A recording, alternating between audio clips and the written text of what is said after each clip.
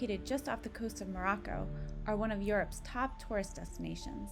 At the time, Gran Canaria Airport, located in Las Palmas on Gran Canaria Island, was the largest airport in the islands and served as a main point of entry.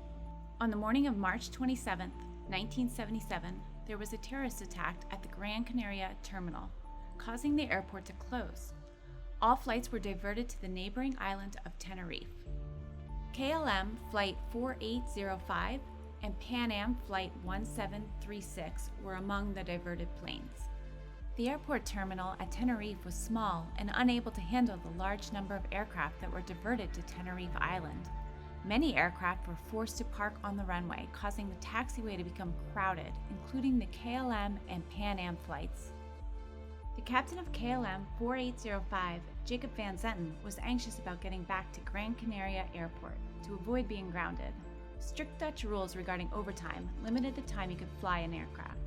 To save time refueling later on at Gran Canaria, he decided to let passengers disembark and refuel the plane while they waited at Tenerife.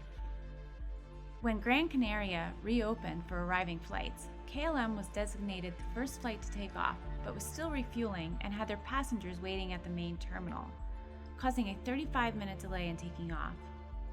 During this time, Pan Am was prepared to fly to Gran Canaria. However, its access to the runway was blocked by the KLM aircraft.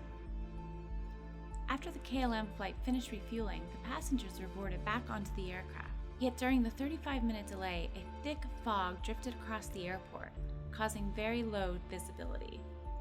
Despite the fog, the KLM aircraft was instructed to taxi down the runway and make a 180-degree turn to line up onto the end of the runway and wait for further commands. The Pan Am flight was instructed to follow them onto the runway and exit through the C3 taxiway and line up behind the KLM flight to prepare for takeoff. However, the Pan Am crew was confused about taking the first or third exit, needing clarity from the controller and ultimately slowing their taxiway to C3. After clarification from the controller, the Pan Am flight proceeded, but the fog became so dense it was difficult for the crew to see any signs for the third taxiway, causing them to pass exit C3. Visibility was so poor that neither aircraft could spot each other on the runway. Still in a rush to take off and avoid overtime rules, the KLM pilot initiated its takeoff run after lining up without clearance from the air traffic controller. The pilots then communicated to the air traffic controller that they were prepared to take off. The controller replied with "OK," which the captain mistook for takeoff clearance. The controller clarified to the KLM captain to stand by until cleared for takeoff, and then asked the Pan Am pilot to call the tower when they cleared the runway. Due to interference, the KLM captain did not clearly hear the messages. His flight engineer spoke up to say the tower said Pan Am did not clear the runway. However, being a seasoned pilot, in a hurry, the captain immediately dismissed his engineer and began to take off. Pan Am spotted the KLM's landing lights just as it reached taxiway C4 and made a desperate attempt to leave the runway by applying full force and turning left to avoid the collision. When the KLM pilots saw Pan Am, they were moving too fast to stop and attempted to take flight, but still hit the back of the Pan Am aircraft. The KLM flight crashed a few moments later, sliding 300 meters down the runway and killing all 248 passengers on board. 328 passengers and 7 crew members from the Pan Am flight perished in the crash. 61 people survived, including 4 flight attendants, 3 cockpit crew members, and 2 cockpit observers. One error or mistake did not cause the accident at Tenerife, but rather a number of small errors aligned to cause the horrific accident that day. To better understand how small errors can lead to a catastrophic event, we can look at the Swiss cheese model.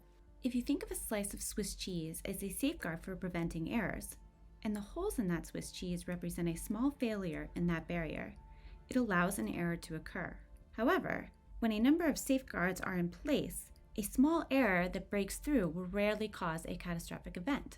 In the case of Tenerife, a number of small errors aligned that day to allow for the disaster to occur.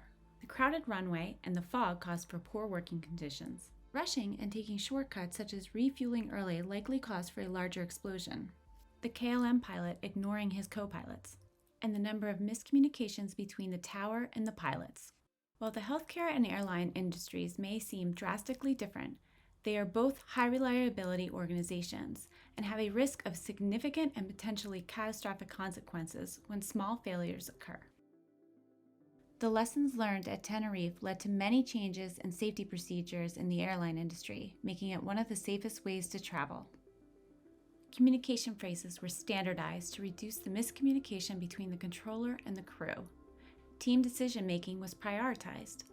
Captains were instructed to consider the decisions of the crew and evaluate them before proceeding. The crews were instructed to challenge the captain when they were not correct. As you go through this course, you will notice that the healthcare industry has adopted many of these same strategies used by the airlines. Nothing is perfect, and errors will still occur, yet it is important to learn from mistakes to make improvements. Reporting even the most minor error can prevent a time in the future when multiple errors align and cause a catastrophic event, such as what happened at Tenerife.